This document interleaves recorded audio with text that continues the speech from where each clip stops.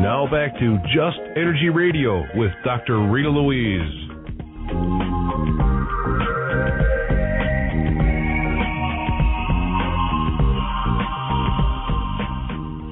Hello and welcome back to Just Energy Radio. I'm Dr. Rita Louise, and we're talking with Lucy Wyatt about her book, Approaching Chaos.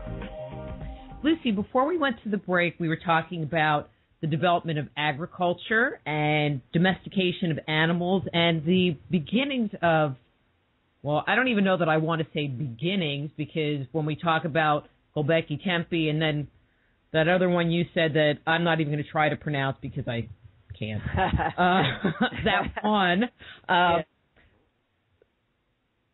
They're quite different. You know, where did we go from there?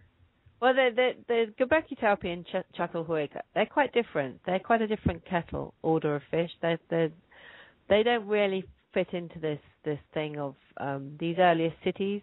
These earliest cities were very obviously cities because they were designed on different principles of either quarters or circular or gridiron. They had different designs in that respect. They were surveyed. They were laid out in this very precise sort of symmetrical kind of way.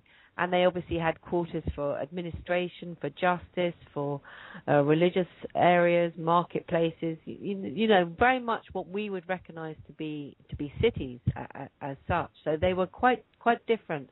Those earliest settlements are fascinating because they're so old and they have curious things in them. But these other places were a step forward. They were on, and they were about 4,000 or 5,000 years later. So we're talking about a different kind of thing.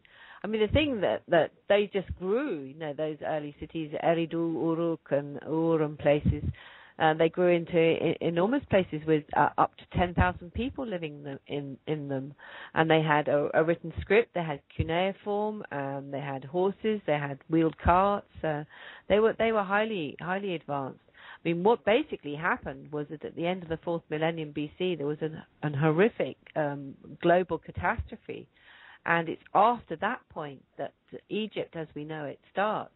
And it's possible that some of the people from Mesopotamia left and went to Egypt and began the civilization that we know as ancient Egypt after that point. And so that's really what happened. And they spread out from there to the Indus Valley in northwest India, and that's when we see the Phoenicians on the Lebanese coast, the Minoan Cretes. After that point, at the end of the 4th millennium BC, is when things start to really kind of motor in that whole area. And the stuff in South America happens a lot later after that. But it's interesting that they found the beginnings of agriculture in South America about 6,000 BC, which really isn't that much different in time. No. Well, I mean, the thing is we know from some of the artifacts in South America that some really, really interesting things were going on way, way back, you know, even before Machu Picchu or wherever actually starts. So, you know, along the same lines as the early stuff in southern Turkey, you know, the Gobekli Tepes and the Çatalhöyüks of this world, similar interesting things were happening in South America. I mean, these guys who knew what to do, they were on the move somewhere, but they weren't necessarily always creating cities. That's the difference. I mean, they were. So who knows? Maybe I don't write about Atlantis in my book because I couldn't find any firm evidence, and I wanted to keep my book very, very basic sources and properly referenced. You know, I use a lot of academic material in my book because I think you can tell an interesting story just with that. But maybe these early people had come out from a place like Atlantis and were, you know, exploring the world from that base, and that's why we don't find the earliest places, you know, because that's already underwater. I can't answer that. It's a little bit of a mystery. I mean, there's a lot of people that have a lot of thoughts, but there's you know, it's kind of like 2012. Nobody really knows 100% for sure. Yeah, quite, exactly. And I think there's so much that you can say about what you can see, you know, that should make us really think and should make us take what you were describing as these primitive savages, should take such a different attitude towards them. I mean, that's the point, isn't it? We should really go back and look at how they looked at the world and what they knew, because as you and I agree, they were not primitive and they were not savages. We're the ones who are primitive. We're the ones who are savages. I mean, look at what we do to the world. It's quite appalling. So I think that's really important. When I was getting ready for the interview, one of the things that I was thinking was, when you look at a culture like the one in India, they value a different thing. They value spending their energy on developing their inner self and their spiritual self, as opposed to developing technology per se. That doesn't apply to all Indians. Well, I'm just... You go to Mumbai, it's as modern as anywhere. But yes. Well, I mean, but if you were someone that went to India 300 years ago, before it was modernized by Western influence, and I mean, there obviously, because of their proximity, there was going to be some overflow of people coming from a more quote unquote advanced culture influencing their culture, but their priority is very different than more Western society. Yes, I mean they've come out of a different tradition. That's true, and I mean the Indus Valley civilization, which was part of that early stuff, which is now actually sort of Pakistan, really. Where they are the earliest cities there, laid out on the same principles as these places in Egypt and in Mesopotamia and in Central and Southern America, which makes one, suspect that it is all part of the same culture. And they're at least 4,000 years old, those places. And who knows to what extent they influenced what then occurred in India. I mean, the point is India didn't get it wasn't affected like we were by Romans or by Greeks. I mean, the Greeks tried to get to India. It's true. Alexander the Great, fought his way through sort of Afghanistan and places to get to India. But Romans didn't have the same impact, and obviously on the back of the Romans, they weren't affected by the church. That's really, I think, the key difference. That poor Catholic Church, he gets blamed for everything. Hey, hang on a minute. I'm blaming the Romans. Oh, okay. It's the Roman Catholic Church. This is very important to realize. This huge connection between the two. We don't have to just blame the Catholics. But didn't the Egyptians have cities? Yes. I know that, as an example, they believe they found Jericho, and there's, I just want to say Sodom and Gomorrah, but, their names are eluding me now, but the cities that they think are Sodom and Gomorrah, and I'll be eating dinner tonight going, oh, yeah, blah, blah, blah, and blah, blah, blah. Babadra and the other one. Well, you're talking about kind of Canaan and stuff. Right, in that area. Biblical stuff, yes. But but they've dated it to very far back, and those were cities.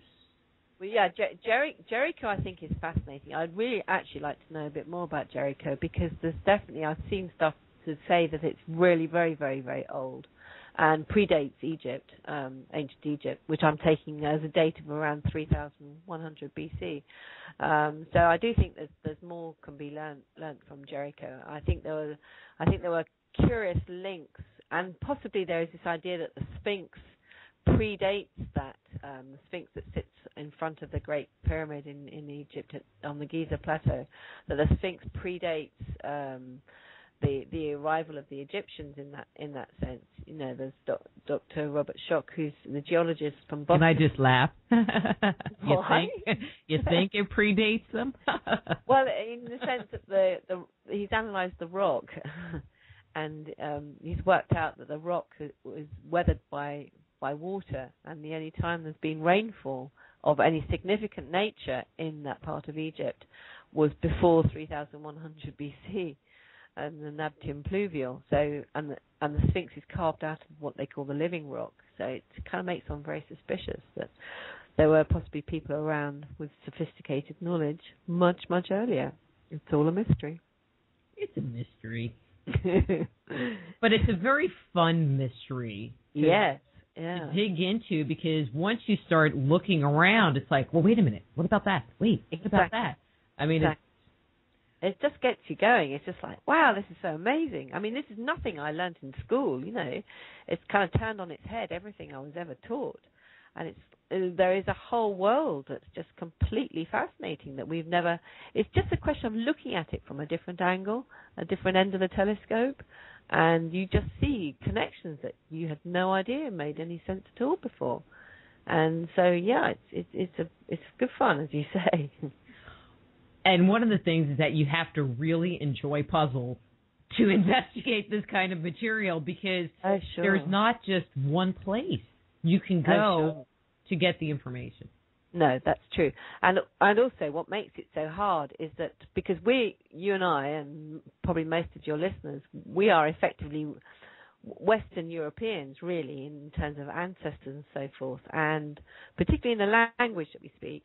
And so our whole way of understanding the world is inherited, particularly through the route of the Greeks, the Romans, the Celts, or whoever, but it's particularly those ones, because it's the Indo-European languages that dominate our way of communicating and our way of understanding the world. And so our understanding is kind of limited because of that. And that's one of the things I did explore in the book, was this whole Indo-European connection to the whole thing.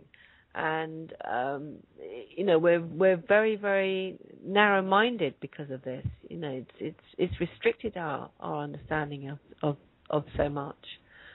It's our route through to the ancient past, because it's through the Greeks that we know about the Egyptians, but the Greeks didn't always understand the whole picture. They didn't always understand the Egyptians, so that's why we've only got a partial view.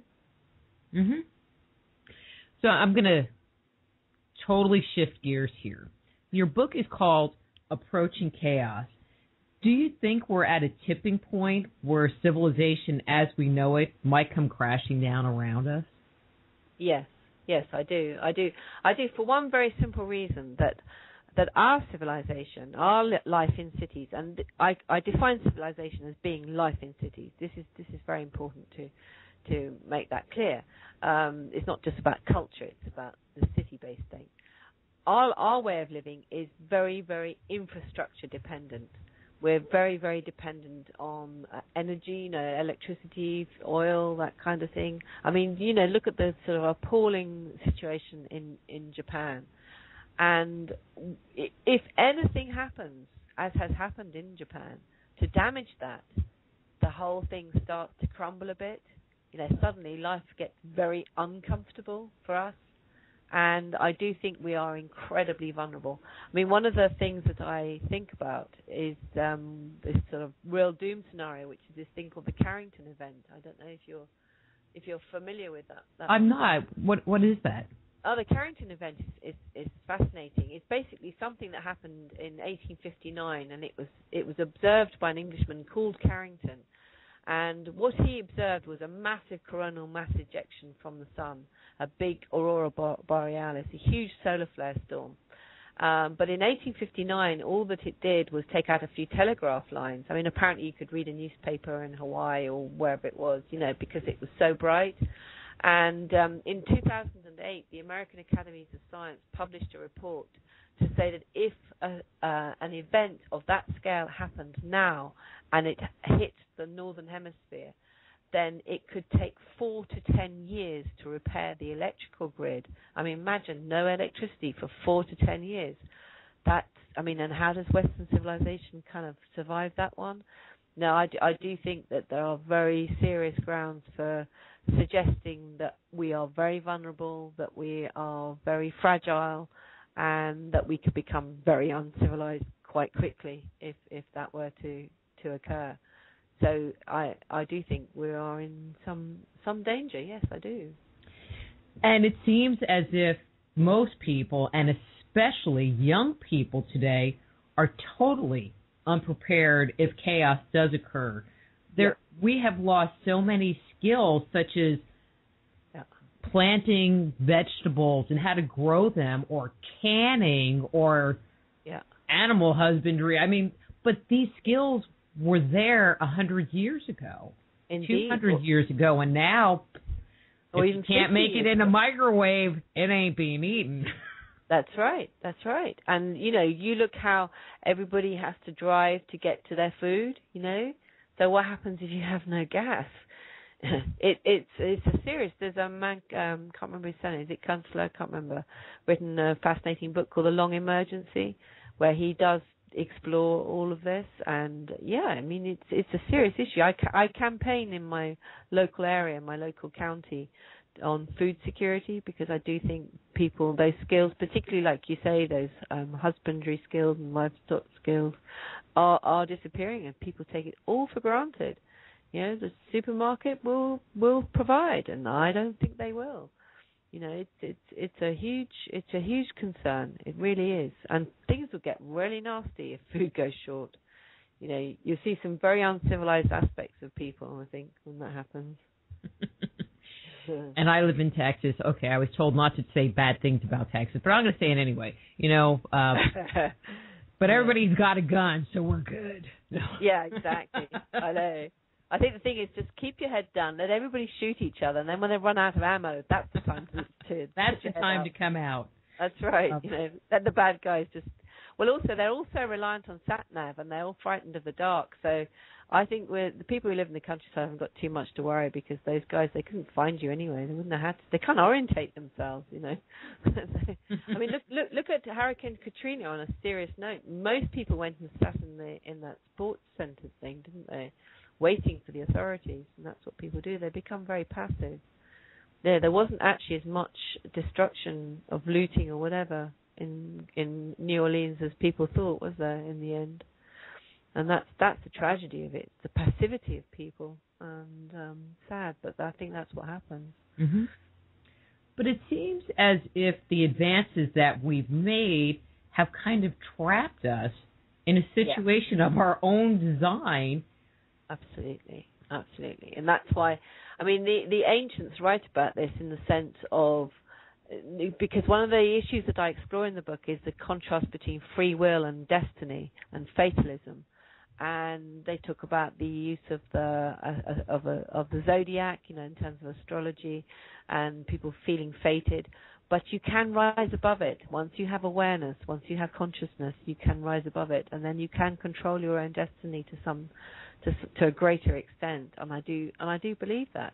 And really, that is the point of things like your program, because you are raising awareness, you are raising these issues, so those that have ears to hear will hear, and they will start to change their way they think and the way they do. If you change the way you think, you start to change the way you behave, and that's the key thing. If something dreadful does happen, we can't save everybody. That's the awful thing about it. I mean, they're saying about the Japanese tsunami that those who died chose to die in some ways, and they took that sacrifice. I don't know. I'm not really in that much in touch, but that's what they're saying. And the Earth has to go through these awful changes for us to appreciate it, really, and to go back to some very good principles that were once there. In your bio, it says that you live on an eco farm, own an eco farm. Do you, and I mean, this is the word that would be used in the United States, I don't know, but do you see yourself as kind of a survivalist? Do you have like 500 cases of beans in your basement and bottled water? Well, I have my own water supply, and I can generate my own electricity because we refine biofuel. We have oilseed rape that we press, and we turn it into good quality fuel, which we run in a generator and in farm machinery, and I capture rainwater and things like that. And obviously we grow vegetables, and we have pigs and chickens and things. So, and I have a small group of people who are kind of around me that I share all this with. My family have actually mostly, my children are studying elsewhere, and my husband's working elsewhere. So it's really a kind of wider community thing. I guess I do in many respects, but to do it with some respect and some harmony, towards the earth. I I have a sort of natural sewage pond, for example. I'm not on mains, I have no main supply of water or sewage or anything. So we have these special reed beds that take care of our domestic sewage. So yes, I can put the barricades up. I can create fortress farm if I need to. That's true. And I have horses, so I can get about. My horses will go distances. So yeah, I know guns. Well, I mean, not that I'm telling you, but no, a couple of bazookas, a tank. Yeah, exactly. Man traps.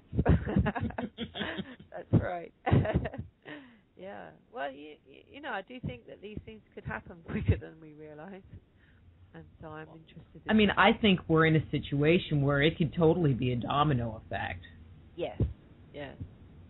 And then it'll be great one day and the next day, not so great. Yeah, I think that's right. I mean, this is why my book is called Approaching Chaos, because you can just see it only takes something like a volcano from Iceland to actually throw into total chaos all the air travel around England and Europe has happened last spring, and that caused all sorts. My own daughter got stuck in Morocco that particular time, and she came back very slowly via France and Spain, and it doesn't take much to completely throw us off our way of living, which we can't take for granted. I'm looking at the time. I'm going to share this story with the listeners. I mean, you know the story. When Lucy was on the show earlier, the music came up for the show, and and then, boom, the power went out in my house.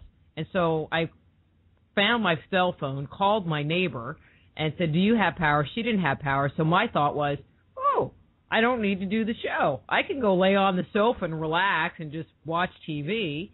But there was no power, so I couldn't watch TV either. And it was really kind of shocking how everything just changed, and I was not emotionally prepared for the shift in what happened. And then I grabbed my laptop and I ran down to the nearest Starbucks and got on their Wi-Fi, and we had a conversation. You were amazing. You were a survivor that day. I was. Well, I had my tea latte, so the world. Yeah, you're okay. You could survive in style. Right. But this is the thing, isn't it? And it's surviving in style, and it's surviving in comfort, and that's really what the ancients could do. They could build cities, and they could live in comfort, but they could live in harmony. They could live with respect for nature, and that's what we need to get back to.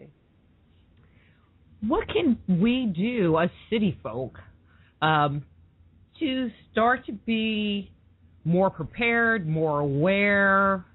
I'm not even sure what to ask here.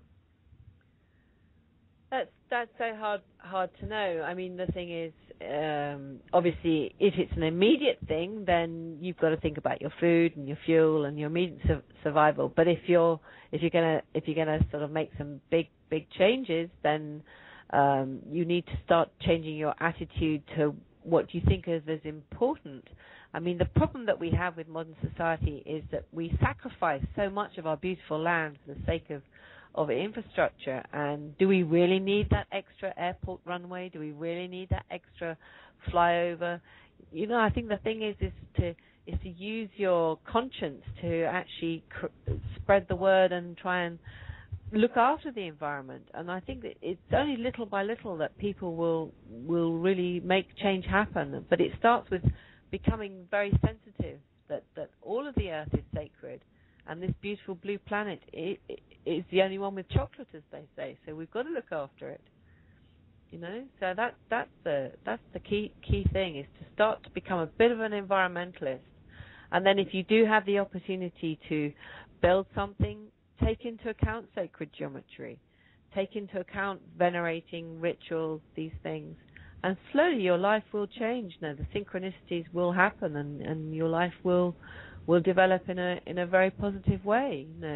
I think that's all one can really say. It's so hard to, because everybody's circumstances are so different. But I mean, I find it very difficult. I lived in London for 12 years, and I found that very hard. I like being out in the countryside. But then when I built a new bit onto my house, I incorporated sacred geometry principles in it, and everybody loves being in that space. So I think these are the things to think of, and I appreciate nature, and I try and work with nature. So I still have sewage and sanitation, and we have a very sophisticated life, but we don't do it in a way that harms. We use no chemicals that harms the earth in the way that we live in our domestic environment. And that's the thing to do. Grow your own vegetables if you can, and gradually change the way that you live. It can happen, definitely. Okay. I mean, it just seems we have 2 minutes, so I just want to let you know. I mean, I've always been kind of a city girl. All right, I've always been a city girl. And it just seems incomprehensible to be able to do that. I mean, I understand it, and I think it would be great, but when you live in a city... It's not easy. It's not easy, especially I grew up part of my life in New York City, and there was like a tree surrounded by cement, and what was it? Yeah, exactly. No, I think it's really, really hard in cities. But I mean, the thing is you just have to hold on to the fact that there's a beautiful earth underneath all that concrete, and you just have to visualize it, and you just have to link with it. And Gaia, the James Lovelock's name for the earth, she will reclaim her own. And concrete can break and crack, and buildings can fall down, and she can reclaim her territory. And the thing is to realize she's very powerful, and to love her, and to respect her. And that's the key thing. And at every opportunity, don't take her for granted. I think it's what we said at the very beginning. It's an attitude thing, isn't it? It's a mindset. And if you change your mindset and you appreciate the natural order of things when you can, but you can still do it in a sophisticated way. You don't have to go back to being in a cave. You can organize your approach to nature in a perfectly acceptable way. So it's the compromise that you live. That's the thing, and it's where you draw the line. And you can do it with architecture. You can do it with infrastructure. You don't have to be denied these things, but you can make choices. Everybody can make choices so that you're more in tune and more sensitive to, like the food you buy in the city. Is that sourced from a good source? Is it sourced from an organic farm? You can make choices. You can change the way you do things, even in very built-up environments. Do your feng shui, work out how your energy flows around you, and incorporate bits of nature within that. I think it's possible. Don't want to do it myself. Much rather be out here. But each to their own. Yeah. And who knows, Rita, you might find yourself living on a ranch or something, and loving it. I don't know. There wouldn't be a Starbucks by there. Might be hard. It might be hard, but hey, what? You might be blessed. You are delightful, but our time is up, and we need to go. Well, thank you so much. I really enjoyed it, and I hope we can talk again sometime. I hope so, too, because I feel like we just barely scratched the surface. I know, I didn't tell you about so many things. Well, I'm going to ask you a question. Would you like to stay on, because my second guest is supposed to call in from Israel and has not called. Ah, okay. And so if you'd like, we can keep the conversation going until that's fine by me. She happens to turn up, which... Absolutely, and I'll happily bow out at that time. That's very sweet of you. Yeah, we could keep talking. That's okay, great. Because then I'd be like, okay, we're going to talk about something. I'm not really sure. Let's see. Well, okay, so actually, you know what? We're going to go to a commercial break, and when we come back, we're going to continue our conversation with Lucy. How's that? Sounds good to me. All right, and I'm going to bring up that music. Do, do, do, do. Okay, so, all right, come on, music. There it is. I'm Dr. Rita Louise. This is Just Energy Radio. We're going to come back and talk to Lucy some more. Up. You know what? She just called in. So, Lucy, I am going to let you go, and I'm hoping she's there. Lucy, stay there, okay?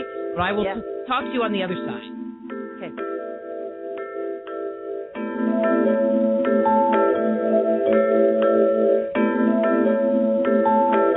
Just Energy Radio with your host, Dr. Rita Louise, will return right after these messages.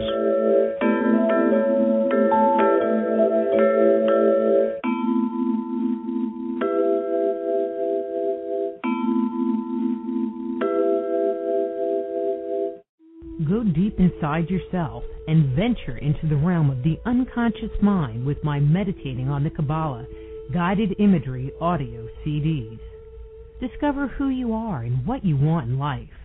Meditating on the Kabbalah can help you to open, clear, and revitalize the energetic pathways of your subtle being. They will support you in your spiritual quest by helping you to access the profound insights and inner guidance you need as you work in alignment with your highest good.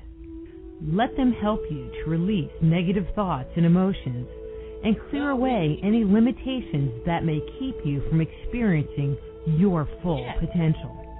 Walk down the path to health, healing, understanding, and enlightenment with Meditating on the Kabbalah. Order your copy today at www.soulhealer.com. Same number. Yes, ma'am. Treat yourself to some soulful nourishment and an expansion of your concept of who and what you are. Avoiding the Cosmic 2x4 brings the whole subject of energy medicine into vivid reality, where it provides you with fascinating insights and a deeper understanding of who you are as an energetic being. Avoiding the Cosmic 2x4 will provide you with a roadmap to understanding the influences subtle energy plays in our experience of physical, mental, and emotional health, and the manifestation of disease in the body. It will also help you to realign your body, mind, and spirit so that they function in harmony with one another, thus allowing you to experience inner peace, self-awareness, and centeredness. You can get your copy of Avoiding the Cosmic 2x4 at www.soulhealer.com. 200-0690. How would you like to live long and enjoy great health? How about creating solid bones and whiter teeth, strengthen your heart and eyes, and have radiant, youthful-looking skin? Yes, there is an ancient health and longevity secret that has been used for millennia in Egypt, India, and China that can help you achieve this. For the first time in the modern world, Pearlsium brings this ancient wellness secret to you. For more information about Pearlsium, visit www.productsforthesoul.com. Before we get back to the show, I would like to thank all of you for tuning into Just Energy Radio. Many of the people I've helped over the years were listeners just like you. If you're at a junction in your life, don't stand alone at this important time. Call me or send me an email. We can set up a private consultation so that you too can experience